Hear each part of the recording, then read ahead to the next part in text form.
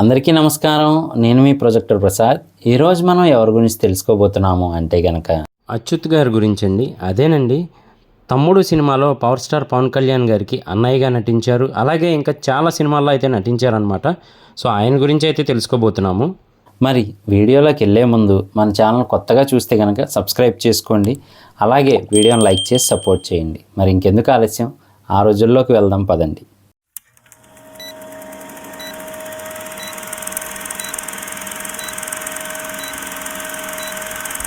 మన అచ్యుత్ గారు 1960లో కోనపరెడ్డి రామారావు గారు అలాగే సుజాత దంపతులకు జన్మించారు. మచిలీపట్నం, ఆంధ్రప్రదేశ్లో. అచ్యుత్ గారికి 2 అన్నయ్యలు, 2 చెల్లెళ్ళు ఉన్నారు. ఒక విధంగా బాల్యం అంతా కూడా మచిలీపట్నంలోనే జరిగిందని చెప్పాలి. ఆయన విద్యాభ్యాసం అదంతా కూడా. మన అచ్యుత్ గారు చిన్నతనం నుంచి సినిమాల వైపు మొగ్గు చూపేవారు. ఎక్కువగా వాళ్ళ నాన్నగారు కొనుక్కోవడానికి ఇచ్చే డబ్బుల్ని దాచుకుంటూ వాటిని సెలవు దినాల్లో సినిమా చూడడానికి ఉపయోగించుకునేవారు. అచ్యుత్ గారు నోబెల్ కాలేజీలో చదువుతున్నప్పుడు ఒకసారి ఆ కాలేజ్లో కల్చరల్ యాక్టివిటీస్ చేశారనమాట. అంటే వార్షికోత్సవం టైంలో చేస్తూ ఉంటారు కదండి, యానివర్సరీకి. అలా చేస్తున్నప్పుడు అక్కడ ఒక క్యారెక్టర్ అయితే కావాల్సి వచ్చింది. పంతుల వేషానికి ఎవరు సెట్ అవుతారా అని. ఆ టైంలో సీనియర్స్ అడగడంతో మన అచ్యుత్ గారు కాదనలేక ఆ పంతుల వేషాన్ని వేశారు నాటకంలో. నాటకం బాగానే రక్తి కట్టింది. అలాగే పంతుల వేషం వేసినందుకు గాను అచ్యుత్ గారికి ప్రశంసలు కూడా వచ్చాయి. అప్పటి నుంచి ఆ కాలేజీలో ఏదైనా కల్చరల్ యాక్టివిటీ కానీ వార్షికోత్సవ సభలు కానీ జరుగుతున్నప్పుడు నాటకాలు వేస్తే అందులో అచ్యుత్ గారికి ఏదో ఒక క్యారెక్టర్ వస్తూనే ఉండేది. అలా ఆయనకి నటన మీద ఆసక్తి ఇంకా పెరుగుతూ వచ్చింది. అంతే కదండి, ఏదైనా పని చేస్తూ ఉంటే దానిలో ఇంకా నెక్స్ట్ లెవెల్కి ఎలా వెళ్ళాలనుకుంటామో అచ్యుత్ గారు కూడా నటుడు అవ్వాలని చాలా బలంగా నిర్ణయించుకున్నారు ఆ రోజుల్లో. అలా మన అచ్యుత్ గారు ఆయన చదువును కంప్లీట్ చేసి 1981లో డిగ్రీ పట్టా పుచ్చుకొని బయటికైతే వచ్చారు. వెంటనే నటుడు అవ్వాలి, సినిమా ప్రయత్నాలు చేయాలని గట్టిగా నిర్ణయించుకొని వాళ్ళ నాన్నగారికి అయితే ఈ విషయం చెప్పడం జరిగింది. కానీ వాళ్ళ నాన్నగారు అందుకు ఒప్పుకోలేదు. డిగ్రీ కంప్లీట్ అయింది కదా, ఏదైనా జాబ్ చేసుకోమని అందరి పేరెంట్స్ లాగే ఆయన కూడా చెప్పారనమాట. అక్కడ మద్రాసు వెళ్ళి, అప్పుడు ఉన్న రోజుల్లో ఎవరూ తెలియదు కదా నువ్వు ఎంత ఇబ్బంది పడతావో ఏంటో అని చెప్పి ఒక తండ్రిగా ఆయన ఉద్దేశాన్ని వ్యక్తం చేశారు. కానీ ఏదైనా గట్టిగా సాధించాలి అనుకున్నప్పుడు అది వదలకూడదు అంటారు కదండి. అలాగే మన అచ్యుత్ గారు కూడా నేను అలా యాక్టర్ని మాత్రమే అవుతాను అని చెప్పి అయితే తీర్మానించుకున్నారు. సో అప్పుడు మొత్తానికి వాళ్ళ అమ్మగారి చేత వాళ్ళ నాన్నగారిని ఒప్పించారనమాట. తర్వాత మద్రాసు వెళ్ళడం జరిగింది. అలాగే మద్రాసులోని టీనగర్లో ఒక రూమ్ అద్దెకు తీసుకొని సినీ ప్రయత్నాలు అయితే మొదలుపెట్టారు. ఈ క్రమంలోనే ఆయనకి కొంతమంది స్నేహితులు కలిశారు. అక్కడి నుంచి వాళ్ళ రూమ్లోకి అయితే ఈయన కూడా షిఫ్ట్ అవ్వడం జరిగింది. ఎన్ని ప్రయత్నాలు చేసినా, ఎంతమందిని కలిసినా ఈయనకైతే సినిమా అవకాశాలు దక్కలేదనే చెప్పాలి. ఆ రోజుల్లో ఇంకా సినిమా అవకాశాలు రావేమో అని ఈయనకీయనే నిరుత్సాహపడుతున్న తరుణంలోనే 1983వ సంవత్సరంలో మధుసూదన్ రావు గారు మన అన్న నందమూరి తారక రామారావు గారి చేతుల మీదుగా మధు ఫిల్మ్ ఇన్స్టిట్యూట్ని ఓపెన్ చేశారు. మధుసూదన్ రావు గారు అంటే ఇప్పుడున్న వాళ్ళకి అంతగా తెలియకపోవచ్చండి, ఆ కాలం వాళ్ళకైతే బాగా తెలుసు. ఆయన అప్పటికే 50 సినిమాలు పైగా దర్శకత్వం వహించారు. ఒకప్పటి నుంచి మొన్న ఈ మధ్య వరకు పెద్ద హీరోలుగా చెప్పుకున్న వారందరినీ డైరెక్ట్ చేశారు. ఉదాహరణకి ఎన్టీఆర్ గారు, ఏఎన్ఆర్ గారు, శోభన్ బాబు గారు, కృష్ణ గారు, కృష్ణంరాజు గారు, చిరంజీవి గారు, ఇలా అలనాటి నుంచి మొన్నటి వరకు ఉన్న తారలందరితోనూ పనిచేశారు ఆయన. మరి అలాంటి ఆయన ఫిల్మ్ ఇన్స్టిట్యూట్ పెడితే అచ్యుత్ గారు వెళ్లకుండా ఎందుకుంటారు చెప్పండి? అందరి చూపు అటువైపే తిరుగుతుంది కదా. మరి అచ్యుత్ గారు కూడా ఇంట్లో వాళ్ళ నాన్నగారిని డబ్బులు అడిగి ఆ ఇన్స్టిట్యూట్లో అయితే జాయిన్ అయ్యారనమాట. మరి అక్కడ జరిగేది ఏంటి అంటే కనుక పెద్ద పెద్ద దర్శకులు అలాగే నటులు వచ్చి యాక్టింగ్ ఎలా చేయాలి ఏంటి అని క్లాసెస్ చెప్పేవారు. అలాగే ఎంతోమంది దర్శకులు వచ్చి ఎన్నో అవకాశాలు ఉన్నాయి ఈ చిత్రసీమలో, మీరు వాటిని అందిపుచ్చుకోగలిగితే చాలు, దానికి గాను మీరు ప్రతి ఒక్కటి నేర్చుకోవాలి, యాక్టింగ్ ఎలా చేయాలి ఏంటి అని మోటివేషనల్ క్లాసెస్ కూడా ఇచ్చేవారు. ఇదంతా మన అచ్యుత్ గారికి కూడా చాలా మోటివేషనల్గా ఉపయోగపడింది. అలాగే బ్యాచ్ల వైజ్ అయితే డివైడ్ చేసేవారనమాట. అంటే ఒక సీన్ ఇచ్చి అందులో నటించడానికి బ్యాచ్ అని, అలాగే మీకు ఈ సీన్ అని చెప్పి అలా బ్యాచెస్ వైజ్ డివైడ్ చేసి అందరినీ యాక్ట్ చేసేలా చేసేవారు. సో అందులో మన అచ్యుత్ గారు ఎక్కువగా ఎమోషనల్, సెంటిమెంట్ ఇలాంటి సీన్స్ బాగా పండించేవారనమాట వాళ్ళ బ్యాచ్ మొత్తంలో కూడా. అప్పుడిక మన అచ్యుత్ గారి యాక్టింగ్ కూడా కంప్లీట్ అయిందండి. అంటే ఆ యాక్టింగ్ స్కూల్లో సర్టిఫికెట్ తీసుకొని 1985లో అయితే బయటకు వచ్చారు. నిజానికి ఇప్పుడున్నన్ని అవకాశాలు అప్పట్లో లేకపోయేవి. అంతా కూడా మద్రాసులోనే ఉండేది. చలనచిత్ర సీమ అంతా కూడా హైదరాబాదులో చాలా తక్కువ సినిమా ఆఫీసులు అయితే ఉండేవి. కానీ స్టూడియోస్ మాత్రం ఆ రోజుల్లో ఉన్నాయి. అన్నపూర్ణ స్టూడియోస్, సారథి స్టూడియోస్, పద్మాలయ స్టూడియోస్ ఇవన్నీ కూడా ఆ రోజుల నుంచే ఉండేవి. మరి అలాంటి టైంలో హైదరాబాద్లోనే ఉండి అవకాశాలు వెతుక్కోవాలా, లేదా మద్రాసు వెళ్ళి మళ్ళీ మొదటి నుంచి స్టార్ట్ చేయాలా అని అచ్యుత్ గారు తర్జన భర్జన పడుతుంటే, ఆయన ఎక్కడైతే యాక్టింగ్ నేర్చుకున్నారో అదే స్కూల్కి సంబంధించిన అదేనండి మధుసూదన్ రావు గారు సినిమా అయితే తీస్తూ ఉన్నారనమాట. ఆ టైంలో మన అక్కినేని నాగార్జున గారిని పెట్టి విక్రమ్ సినిమా, అందులో ఒక వేషం ఇప్పించవలసిందిగా మన అచ్యుత్ గారు ఆయన అడగడం జరిగింది. కానీ అప్పటికే ఆ సినిమాకి కావాల్సిన నటీనటుల్ని తీసేసుకున్నాము, అవకాశం లేదు అని చెప్పారు. కానీ అక్కడికి వెళ్ళింది అచ్యుత్ గారు మాత్రమే కాదండి, ఆయనతో పాటు ఆ స్కూల్లో యాక్టింగ్ నేర్చుకున్న ఇంకా చాలామంది అయితే వెళ్ళారు.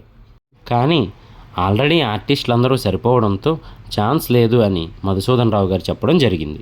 ఇక లాభం లేదని అచ్యుత్ గారు అన్ని సినిమా ఆఫీసుల చుట్టూ, అలాగే ఫిల్మ్ ఇన్స్టిట్యూట్ల చుట్టూ, స్టూడియోస్ చుట్టూ తిరుగుతూ ఉండేవారు. అలాగే ఎంతోమంది డైరెక్టర్ని పరిచయం చేసుకొని అవకాశాలు అడుగుతూ ఉండేవారు. అన్నీ కూడా దగ్గర దాకా వచ్చినట్టే వచ్చి మళ్ళీ చేజారిపోయేవి. మనకి తెలియకుండానే అవకాశాలు మన ముందే ఉంటాయి అంటూ ఉంటారు కదండి. అలాగే దూరదర్శన్లో ఒక సీరియల్ తీయబోతూ ఉన్నారు. ఆ సీరియల్కి గాను కొత్త నటీనటులు కావాలను అని చెప్పి ప్రకటన విడుదల చేశారు. అది చూసి అచ్యుత్ గారు వెంటనే దూరదర్శన్ ఆఫీస్కి వెళ్ళడం జరిగింది. ఆ తర్వాత వెన్నెల వేట, హిమబిందు అనే సీరియల్లో నటించారు. తర్వాత నెమ్మదిగా ఆయనకి గుర్తింపు వస్తున్న క్షణాలు అవి. అదే టైంలో ఒక లేడీ డైరెక్టర్ హర్రర్ మూవీని కొత్త వాళ్ళతో తీస్తున్నట్లు ప్రకటించడంతో మన అచ్యుత్ గారు ఇంకొంతమంది యాక్టర్స్ అక్కడికి వెళ్ళడం జరిగింది. ఆల్రెడీ సీరియల్లో అప్పుడప్పుడే గుర్తింపు పొందుతున్న మన అచ్యుత్ గారికి సెకండ్ లీడ్ రోల్ దొరికింది. అలాగే మొదటి లీడ్లో రాజా అనే ఇంకొక సీరియల్ యాక్టర్ సెలెక్ట్ అయ్యారు. ఆ సినిమా పేరే ఆదివారం అమావాస్య. ఆ సినిమా రిలీజ్ అయింది. దాదాపు 1 year పట్టింది ఆ సినిమా రిలీజ్ అవ్వడానికి. ఈ సినిమా చేస్తూనే ఇంకొక వైపు సీరియల్స్లోనూ నటిస్తూ ఉన్నారు. అలాగే మన ద గ్రేట్ హాస్య బ్రహ్మ అయిన మన జంజాల గారు నరేష్ గారితో ప్రేమ ఎంత మధురం అనే సినిమాని తీస్తూ ఉండటం, అందులో ఒక మంచి క్యారెక్టర్ మన అచ్యుత్ గారికి ఇవ్వడము జరిగాయి. అలాగే ఇంకొక వైపు మన కె విశ్వనాథ్ గారు స్వాతి కిరణం అనే సినిమాలో ఇన్స్పెక్టర్ పాత్రని మన అచ్యుత్ గారికి ఇవ్వడం జరిగింది. అది కూడా ఒక మంచి పాత్రగా నిలిచింది. కానీ మన అచ్యుత్ గారికి సినిమా అవకాశాలు తర్వాత తగ్గుతూ వచ్చాయి. నిజానికి అంతగా రాలేదనే చెప్పాలి. మళ్ళీ ఆయన సీరియల్లోకి తిరిగి ప్రవేశించారు. ఆ తర్వాత అక్కమ్మొగుడు అనే సినిమాలో నటించిన 3 ఏళ్ల తర్వాత కానీ మళ్ళీ తాజ్మహల్ సినిమాలో ఛాన్స్ రాలేదు మన అచ్యుత్ గారికి. సరిగ్గా అలాంటి సమయంలోనే ఈటీవీ అయితే మొదలైంది.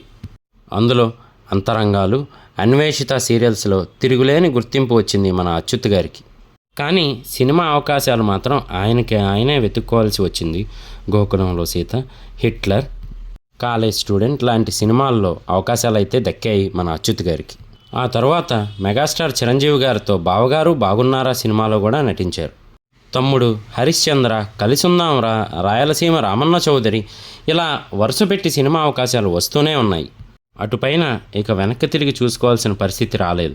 డాడీ, మురారి, ఎదురులేని మనిషి, సింహాద్రి, వాసు, అల్లరి రాముడు, ఒక్కడు వంటి సినిమాలతో వరుస అవకాశాలు వస్తూనే ఉన్నాయి. ఇటు సినిమాల్లోనూ అటు సీరియల్స్లోనూ తనదైన ముద్రను వేశారు మన అచ్యుత్ గారు. ఇటు సినిమాలు, సీరియళ్ళు చేస్తూనే ఏదో ఒక వ్యాపారం చేద్దామనుకుని చాలా వ్యాపారాలు చేసి చాలా వరకు నష్టపోయారు. అలాగే కొన్ని సీరియల్స్ని కూడా నిర్మించి అందులో కూడా చాలా వరకు పోగొట్టుకున్నారు. తర్వాత అది ఎలా మారింది అంటే, అప్పట్లో వినైల్ ప్రింటింగ్ అనేది చాలా ఫేమస్ అవడంతో అభివృద్ధి కూడా చెందుతాము అని ఫ్రెండ్స్ చెప్పడంతో ఈయన పెట్టుబడిని పెట్టి ఈయన ప్రత్యక్షంగా చూసుకోకుండా మొత్తం అంతా ఫ్రెండ్స్ మీదే వదిలేయటం జరిగింది. ఇంకా తెలిసిందే కదండి, డబ్బు ఏమైంది ఎటుపోతుంది అని తెలియకుండా తీవ్ర నష్టమైతే వచ్చింది. ఆ రోజుల్లోనే దాదాపు 40 లక్షలు నష్టాన్ని చూశారు మన అచ్యుత్ గారు. అచ్యుత్ గారితో నటించిన వాళ్ళు చాలామంది చెప్పేది ఏంటి అంటే మాత్రం ఆయనకి కూల్ డ్రింక్స్ తాగడం అనేది చాలా అలవాటు అనమాట.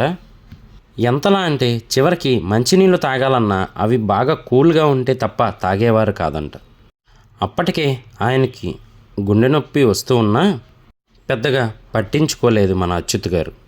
అప్పటికి ఆ కూల్ డ్రింక్స్ అలవాటు ఆపకపోవడంతో ఆయన ఆరోగ్యం చాలా వరకు దెబ్బతింది. డిసెంబర్ 26, 2022 కూడా ఆయన కూల్ డ్రింక్ తాగారు. అలా ఆయన కూల్ డ్రింక్స్ తాగి ఇంటికి వెళ్ళిన తర్వాత ఇంట్లో స్ట్రోక్ రావడం జరిగింది. వెంటనే హాస్పిటల్కి తరలిస్తుండగా మార్గ మధ్యంలోనే ఆయన మరణించడం జరిగింది. విచిత్రం ఏమిటి అంటే ఆయన మరణించిన తరువాత ఒక్కడో సినిమా విడుదలైంది. అలాగే అచ్యుత్ గారి సతీమణి పేరు రమాదేవి గారు. వారికి 2 సంతానం, సాయి సుజాత, సాయి శివాని అనే 2 కూతుర్లు కూడా ఉన్నారు. నిజానికి ఆయన ఆ అప్పుల్ని తీర్చలేనేమో అనే బాధతో చాలా వరకు ఇబ్బంది పడ్డారని, అలాగే 2 కూతుర్లు ఉన్నారు, మరి వాళ్ళ పరిస్థితి ఏంటి అని చెప్పి ఈయన ఎంతగానో మదన పడేవారు అని చెప్తూ ఉంటారు. ఏది ఏమైనప్పటికీ కూడా వెండితెర అలాగే బుల్లితెర ఒక మంచి నటుడిని కోల్పోయింది అని చెప్పుకోవచ్చు. ఈ వీడియోలో చెప్పిన వివరాలన్నీ కూడా మేము సామాజిక మాధ్యమాల ద్వారా మాత్రమే తీసుకోవడం జరిగింది. అంతే తప్ప అప్పటి పరిస్థితుల్ని అనుభవించడం కానీ, సంఘటనలను చూడడం కానీ, వ్యక్తుల్ని ప్రత్యక్షంగా కలవడం కానీ జరగలేదు. కావున ఈ వీడియోలో చెప్పిన వివరాల్లో ఏదైనా తప్పుగా చెప్పి ఉంటే క్షమించవలసిందిగా కోరుకుంటున్నాము. అలాగే మన ఛానల్లో ఏ ఇతర వీడియోలో అయినా వివరాలు తప్పుగా చెప్పి ఉంటే క్షమించవలసిందిగా కోరుకుంటున్నాము. నేను మీ ప్రొజెక్టర్ ప్రసాద్. మళ్ళీ నెక్స్ట్ వీడియోలో కలుస్తాను. Thank you.